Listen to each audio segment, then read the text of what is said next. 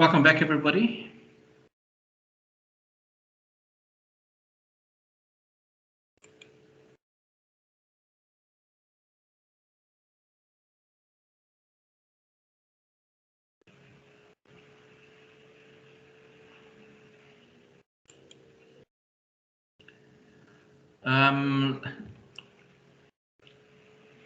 Johanny actually pointed out a very important factor, and I said I will make those changes for those who were not part of the session during the break. She asked me if it was possible to indicate which chapters, because the chapter numbers are different between the two editions, edition 10 and edition 11. I will do that after class this afternoon. I will change the PowerPoints, and I will update the PowerPoints to reflect the correct chapters.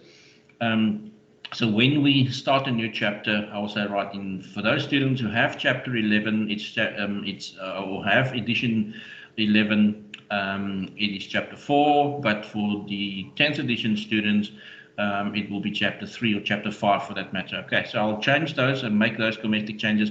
I couldn't do it during the break because I only have the 11th edition with me. I've got edition 10 at home, so I will do that when I get home this afternoon after class, which should be around about 2 o'clock. No, it should be around about 2:30. Anyway, thanks for those who've rejoined for the second session. I know for those in Cape Town, it's tough to weather out there. All of a sudden, it's right slap bang back into winter, which I actually, as surprising, as shocking it was this morning, I actually quite enjoyed it. I'm not ready for spring yet. Maybe I'm ready for spring, but I'm definitely not ready for summer yet. In the 11th edition, this would be chapter 4. And the chapter is on consumer and organizational buyer behavior. Can you maybe, Johanny, you have edition 10? Can you maybe, what's the chapter number, just for the sake of today's session? So it is chapter 3. It's chapter 3, okay. For those with the 10th edition, this is chapter 3. For those who have the 11th edition, this is chapter 4. I think what they did in the 10th edition is that was chapter 1 and 2 was actually combined, and they have separated them now in the 11th edition, but the content is exactly the same. You'll see that my slides for chapter 1 and 2 is also a combined slide. The chapter that we are going to continue with today is, mind you, I'm going to side note myself. There was something I wanted to ask you for the contact session. Tomorrow is the first day that we have a contact session. Am I right? On campus, those students who are coming to campus.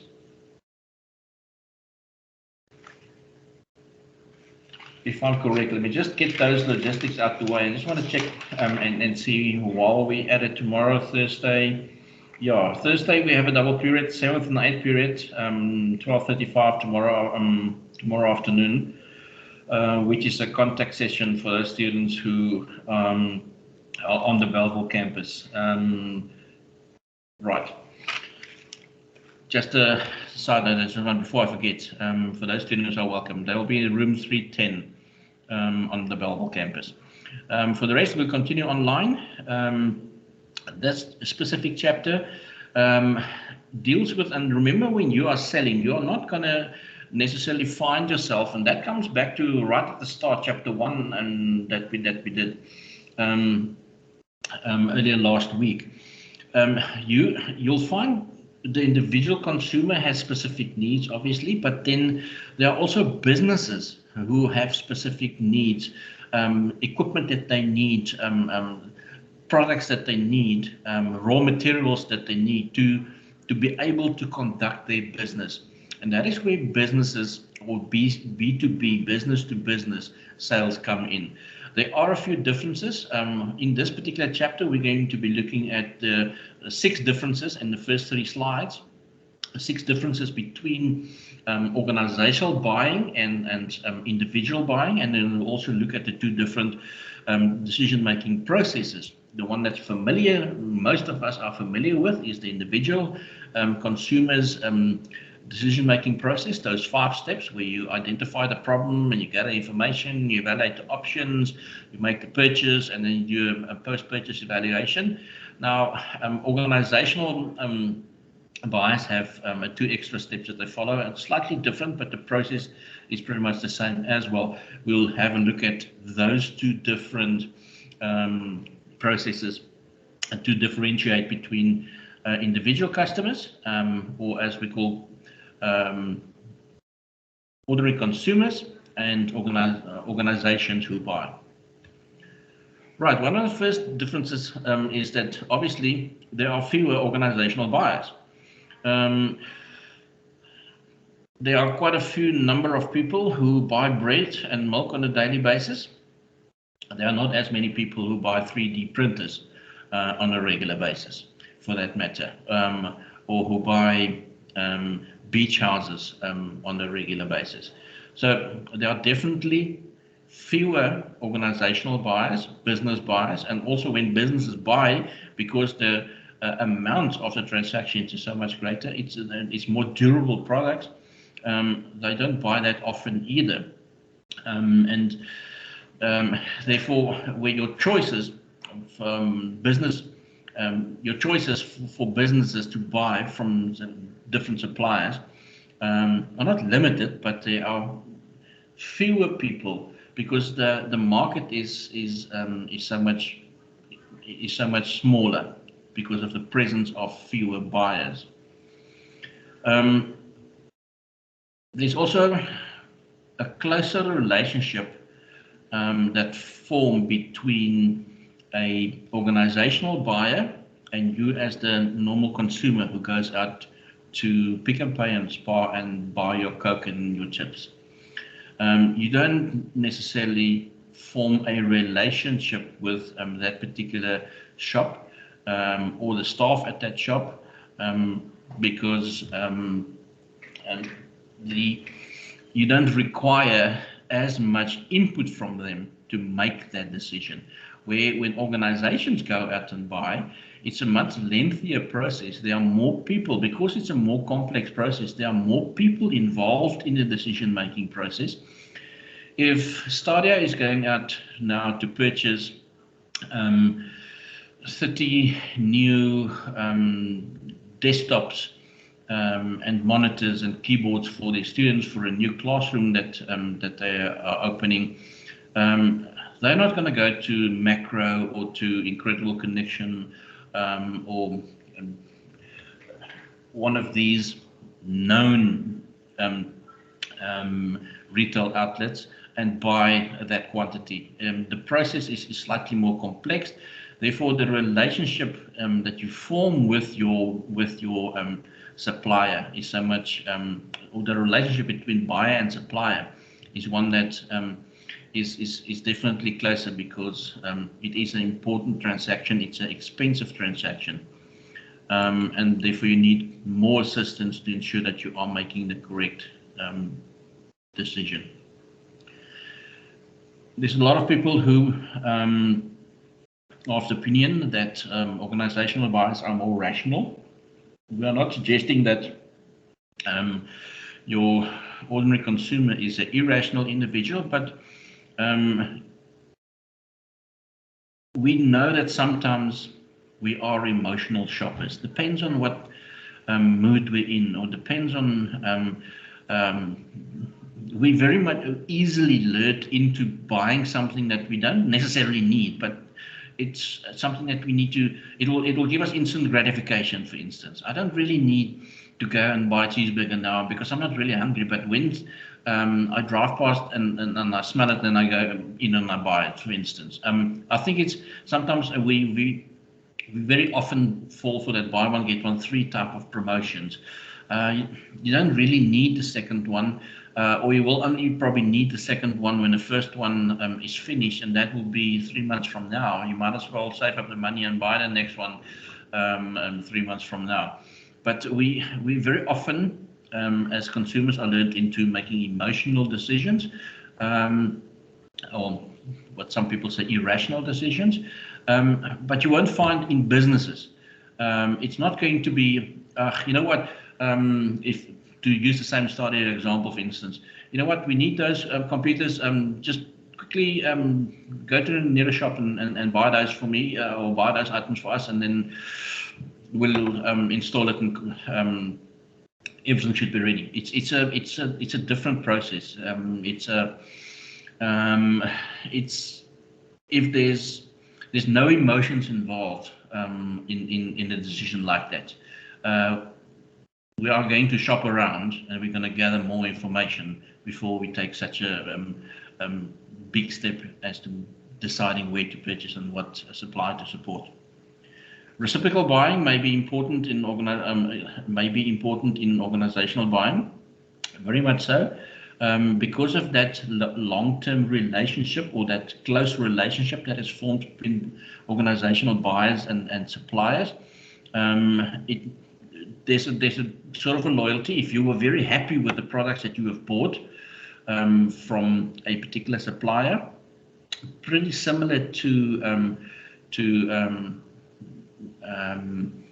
many consumers, but consumers will definitely go from one shop to the other. A Coke is probably going to be the same price at Spar or Checkers at Pick n Pay. So if you're thirsty, you're going to go to the closest one. There's no real loyalty. There's loyalty to the brand, to the product, but not necessarily to the supplier or the retail outlet, where it's not the case with organizational buying. There, you will remain loyal if you were satisfied with that customer, purely based on the relationship that you have formed. Because usually, and we'll see that, I think it's a key account management, chapter 9 or 10 later on in this module. Because of that relationship that is formed with those key accounts, those 20% of your customers that will produce 80% of your business, it's easier to stay with a particular supplier, especially if you are satisfied with their service and products. 3 more differences between consumer and organizational buying is that organizational selling or buying may be more risky. Without a doubt, yes, because of the transaction amount that's in question. And you're not going to demand that there is a sales contract drawn up with Pick n Pay when you go there to do shopping worth 200 rands of groceries. If you buy a car, you buy a house, however, it's going to be different. You're not just going to say, oh, no, I'll trust you. Just give me your bank details, I'll transfer the money, and then, no. Sales contracts are usually form part of organizational buying, because it's such a complex transaction. It's such an expensive transaction, and therefore the risk of what you stand to lose is so much greater, and as a result, greater care is taken, and that usually results in negotiation and a contract. Organizational buying is more complex. Yes, I think I've said it on a number of times. It is definitely more complex because there are a lot of people in the process, and different people in the process. When you go to a shop to buy a loaf of bread or milk or cool drink or chips, there's not too many people involved. In many cases, it's only you, the customer, because you have the specific need that you have to satisfy, and that's why you're buying that product. Where you don't really have to consult. If you have the money in your pocket and you're thirsty, you'll buy the product that you need to satisfy your hunger or your thirst. When there's organization buying, when organizational buying happens, it's slightly more complex. You've got accountants, and you've got directors, and you've got managers involved, and there will be a person in the process where the buck stops, so to speak, but that's the person with the highest authority and the person who takes the final decision. But there are a lot of other people involved, consulting, assisting with the negotiations, shopping around. You won't find the CEO of a company who have identified that they need city new computers, get in his car and drive to Macro and start negotiating with them there. No, you will send somebody who's specifically appointed for that specific function to do that sort of research and negotiation. Although the final decision remains with the CEO of that company or the financial manager, whatever the organizational structure is or however the organizational structure looks. Negotiation is often important, yes, definitely for organizational buying. As I said, you will negotiate. You're not going to negotiate and get into a discussion with a salesperson at the till in Pick n Pay about the price of the bread. There are 5-6 different options to choose from on the shelves. You can either choose the cheapest one, you can choose the one that you're used to, or you can use the more expensive one, but they are not going to engage in any negotiation there at all. Why you can't buy the more expensive one for the same price as the cheapest one, for instance. However, in business, when they do business with each other, there's a lot of negotiation that's involved because it's the quantity of the business. If the seller would know, the supplier would know that if there's it's a big transactions, and as a result of that, they go through extra trouble to make sure that the customer is happy, and therefore they are prepared to negotiate. So, well, you know what? You are buying a large quantity of the same item, so yes, and a discount can be negotiated, or different payback terms can be negotiated. Those are the major differences between the 6 major differences between consumer and organizational buying.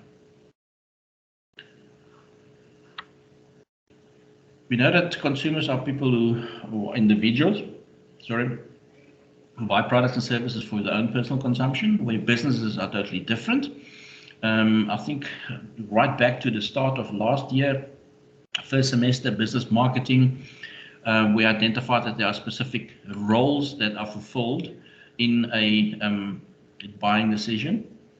The roles of initiator, influencer, the decider, buyer, and user. Does that ring a bell to anybody, or has the McDonald's sign just made you hungry because it's almost lunchtime? Anybody have heard of these before? Can you vaguely recall from last year, or maybe you've done it in another management subject as well? The different roles. I think we sort of slightly touched on it in consumer behavior in the first semester as well.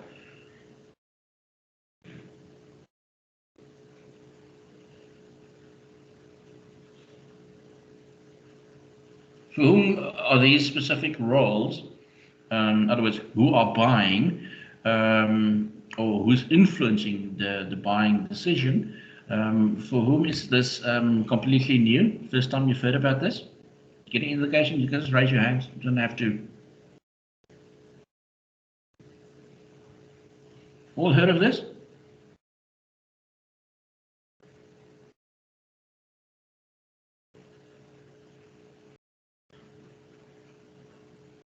Anybody?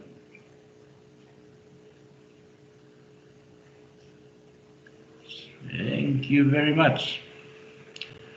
Just to refresh your memory, the McDonald's logo is up there for a specific reason. The example is you're going to McDonald's because the family has decided that we're going to go for takeaways or fast food this evening. Eventually end up deciding to go to McDonald's. The initiator could be the parent, the person who basically decided and said, listen, I don't have the time and I'm tired to prepare supper for this evening, so I'm going to just get some fast food for all of us. And then we collectively decided we're going to McDonald's.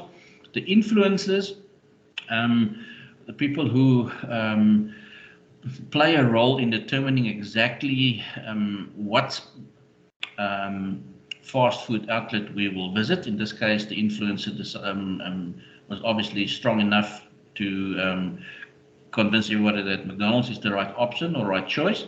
The decider is the person who decides what they want. If it's more than one individual, they might have different products from McDonald's that they're interested in, but they take the decision as to what is to be bought. The buyer is the person who actually pays for it. Okay, so in a scenario where there's a family of 4 in a vehicle, it's not necessarily the person driving the vehicle sitting in the driver's seat, which is where basically the drive-through window is, but it is the person who is sponsoring the transaction, the person with the money.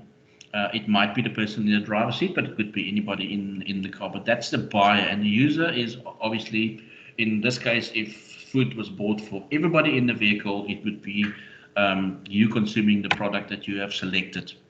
Okay, so that's quite simple. I think we understand that role, and the more expensive the transaction is, and the more complex the transaction is, the greater the role of the influencer or influencers.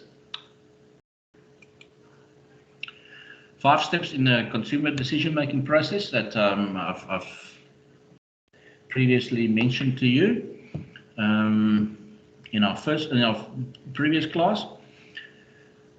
The first session deals with who buys. The second is how customers buy. Now, how they buy is to take those specific 5 steps to identify they have a problem, they have a need, they're thirsty, they're hungry, they're cold, they want to buy a sweater or a jacket.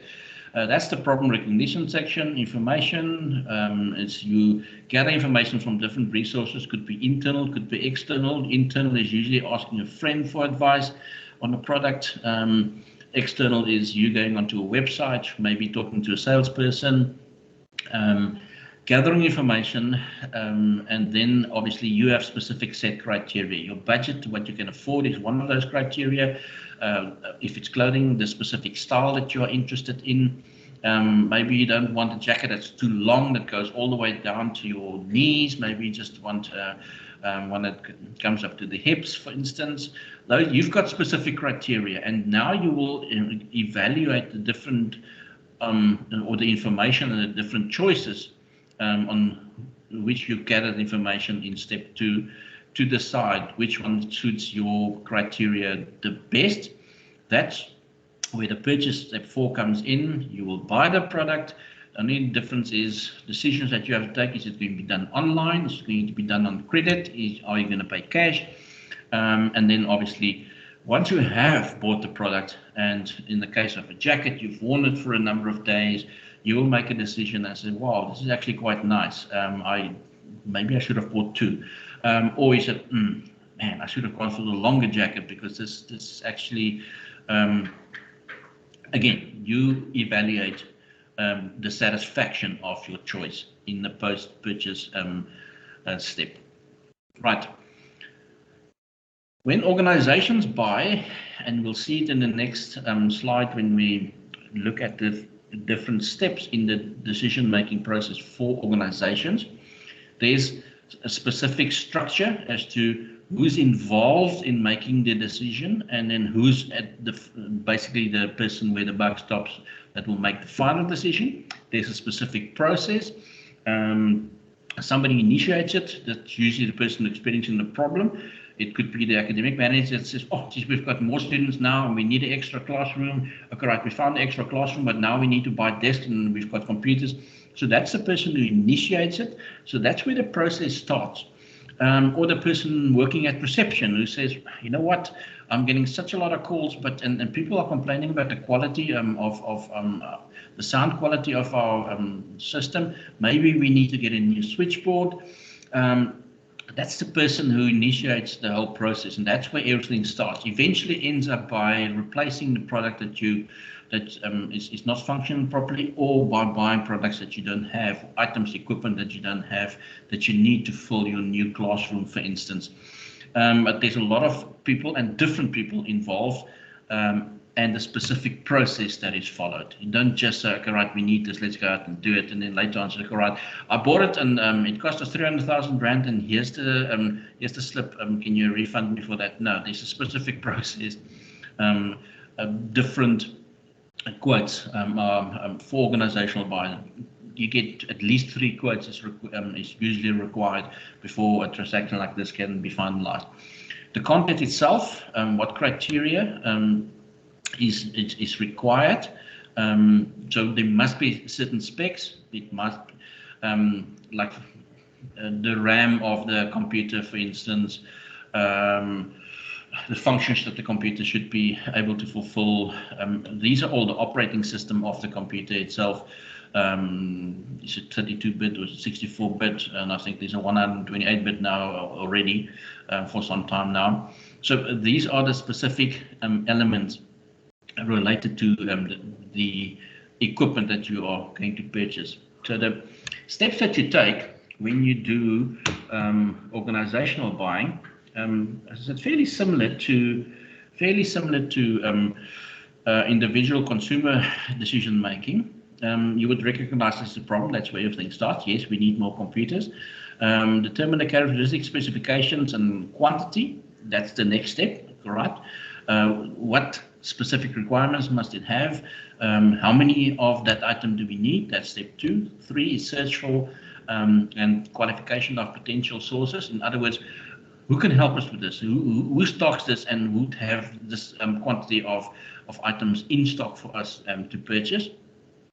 Then step 4, the acquisition and the analysis of the proposals. Okay, right now that's where the negotiation process starts. Right, we've got 5 different possible suppliers that we can use. The one that we have been using, we're not very happy with, so we might change, or the one we're happy with, we're going to go back to. That makes it quite simple, step number 4.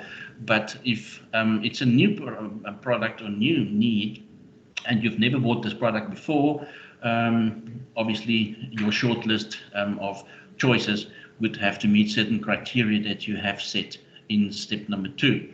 5, evaluating the options. We're looking at all the different options that's available, or different suppliers that can help you solve your problem. Identified in step number 1. You'll select the one that actually best suits your needs.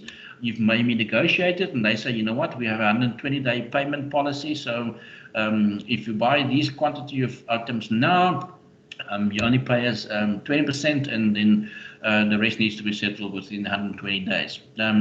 So all kinds of, this is where you select based on the criteria that is best suited for you. Step number 6 is selecting the one that you find is going to satisfy your need the best. And then the process, the order routine kicks in, and then eventually you get your products, you use your products, you evaluate how the products perform, and if you're satisfied, you know that you're going to do in future.